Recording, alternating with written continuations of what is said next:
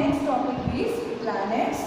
Now, the planets is a heavenly body, and the word planet is derived from the Greek word means wanderer.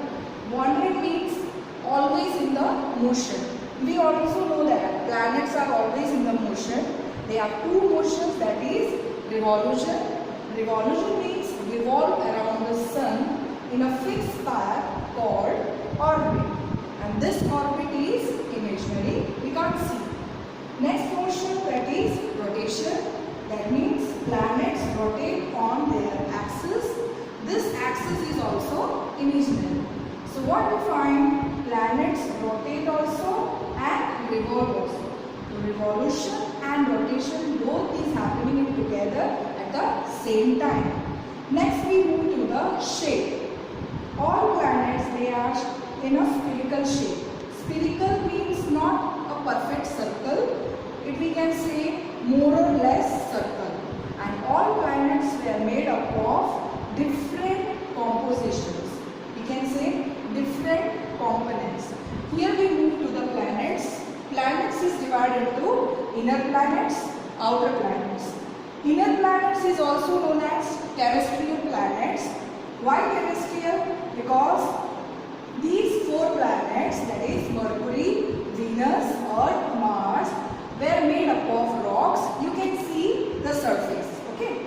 Now, compared to the outer planets, these planets were made up of gases.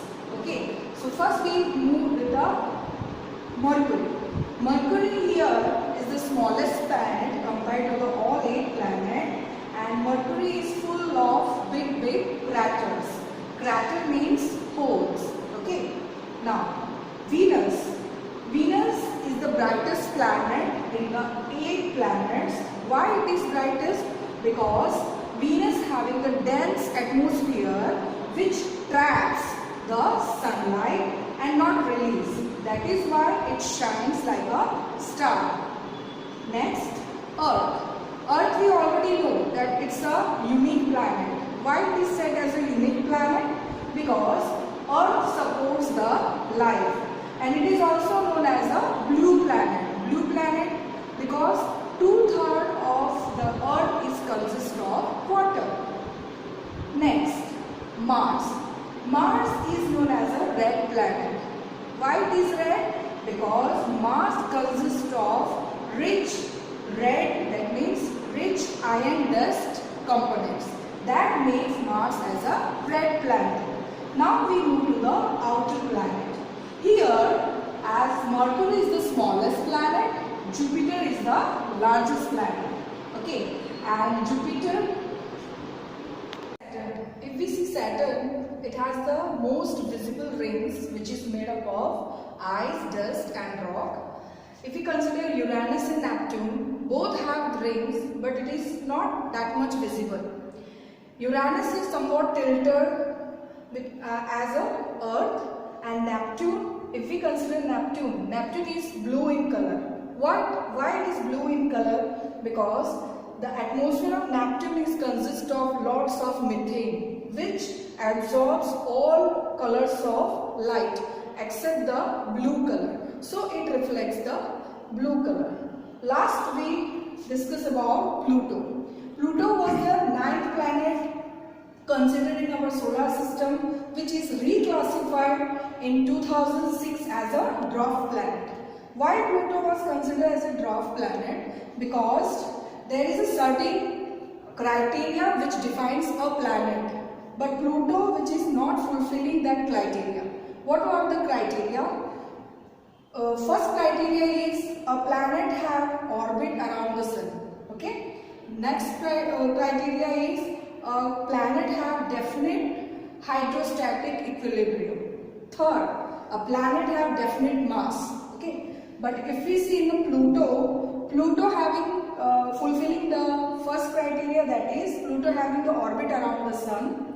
Pluto is also having the hydrostatic equilibrium, but Pluto doesn't have the definite mass. That is why Pluto was considered as a dwarf planet. Now the next topic is asteroids. An asteroid is a rocky body mostly made up of ice and rock. Okay, now we can see these asteroids in the asteroid belt lying between Mars and Jupiter. Now, how they form? Actually, these asteroids are the pieces of planets. Whenever the two planets collide or explode with each other, the different size pieces spread in the universe. If we see, Ceres is the largest asteroid among the asteroids, okay, with the diameter of 940 kilometer. Now, here Ceres is also classified as a dwarf planet. Previously we understood that Pluto is also considered as a dwarf planet. Now, what is the meaning of dwarf planet? The dwarf planet is mostly made up of ice and rock, a rocky interior and icy exterior. So this type of structure of a planet is known as a dwarf planet. Already understood about the asteroids. Now we take the topic meteors. Meteors are nothing but it's a small pieces of rocks, and you can find them in the asteroid belt. Now, how the meteors were formed? Actually, when the asteroids collide with each other in the orbit, then the small pieces of rocks, we can say small chunks or small parts of asteroids formed as the meteors. And these meteors also we can find in the asteroid belt between the Mars and the Jupiter. With the help of this diagram, I will teach you about the three phases of these meteors. Now, whenever a part or a piece of meteor which is in the present space, it is known as meteoroid. Okay, and it is present in the space or universe, this is known as meteoroid. But when it enters to the atmosphere of any of the planet like this, then it starts burning because of the friction of that meteor. Okay, if the meteor size is very less, then it will fully burn. If it is not, then it is partially burned. And if it is fully burned here in the atmosphere only, it is known as meteor. But if it is partially burned and fall in the surface or any part of this earth, then it will be known as meteorites. Again, when it is in the space or universe, it is known as meteorite. When it enters to the atmosphere, it is known as meteor. And when it falls on the surface of any part of the earth, it will be known as meteorites. So till now, you can see that the largest pattern is made by a meteorite that fall in USA. Now the next topic is comets. Apart from asteroid and meteors, comets are the balls of dust, ice particles and frozen gases that revolve around the sun. According to the astronomers, they think that comets are the remaining material which is left by the formation in the solar system. Okay, whatever the remaining materials left after the formation of our solar system is formed as a comets, and these comets were orbiting around the sun. Okay, so what happens while orbiting, when they come very near to our sun, they start vaporizing and form a long tail, and this can be easily visible to us because comets doesn't have their own light, they reflect the sun's light. Okay, so the most famous comet which is known by Halley's comet, which is visible to us from the earth, it appears after every 76 years. Now the next will be in the year of 2062. That means in year 2062 we can able to see the next comet from the earth.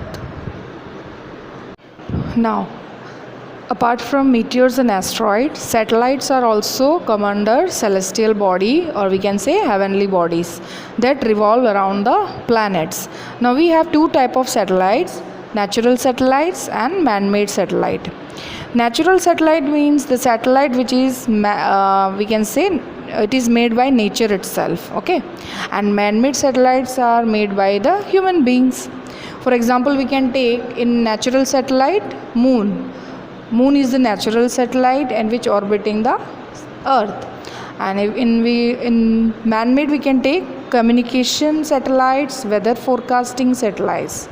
So nearly 219 natural satellites are present apart from our man-made satellites. They do not have their own heat and light. They reflect the light of the sun. Now, due to the recent survey or research, the astronomers, many new satellites have been discovered. Okay, so many new satellites have been discovered by the astronomers apart from these 219 natural satellites. Now the last topic is moon. We already know that moon is a natural satellite of the earth.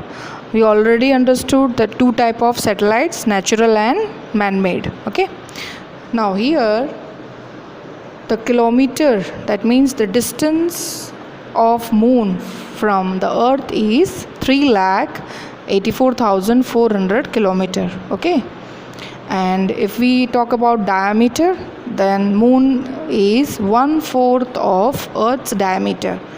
Earth diameter is 12,742 kilometer, then 1/4 that will be moon of 3,185.5. okay, now it is written that the gravity is 1/6 gravity, that means the moon's gravity is 1/6 of earth's gravity. If we take one example, like any object which is the weight of 60 kilo, if we take in earth, that will be, we can see as 10 kilogram in moon. So this is called 1/6. Okay, now moon take 28 days for the one revolution and the same to one rotation also. That is why we always see the same side of the moon, and moon is full of craters due to the hitting of the meteorites. And craters, we already understood, they are the big holes. Phases of the moon. Phases means the different positions of moon which is visible from the earth. Phases means different shades of the moon which is visible from the earth. Here the shape of the moon changes. How? The shape of the moon grows during the 1/2. That grows means waxing. From this diagram we can understand. Here when the moon is in this part, okay, this part which is not visible from the earth, that is our new moon. Okay, when this moon revolves and reaches to the second position, that is known as waxing crescent. Here already we have understood that moon grows during the 1/2. This is only the position that it started getting the light, that is the lighted part we are seeing here. Okay, when it reaches to this place, this is known as first quarter. First quarter means moon is getting the half portion light from the sun. That means we can visible only this lighted portion. When moon reaches to this part, that is called waxing gibbous. Waxing gibbous, that means majority of the area of moon is getting the light, and this part only which is not visible to us. When it reaches to this part, it is called full moon. Full moon means the whole moon is getting the sunlight and it is visible from the earth. When it started moving this place, that is called waning. Here it is written that reduces during the other half is called. Reduces means here in this waning gibbous we can see that the lighted part started decreasing. Okay, here you can see half portion is getting the light, half is not getting. That is called third quarter. And here you can see this part which is called waning crescent. That means the slight part is getting the sunlight, majority of part is not getting the sunlight, and again it reaches to the We already completed our chapter. Now this is just for the revision. Okay, let us move first with. Here you can see the solar system. Okay, so here first we move to this comets. You can see here.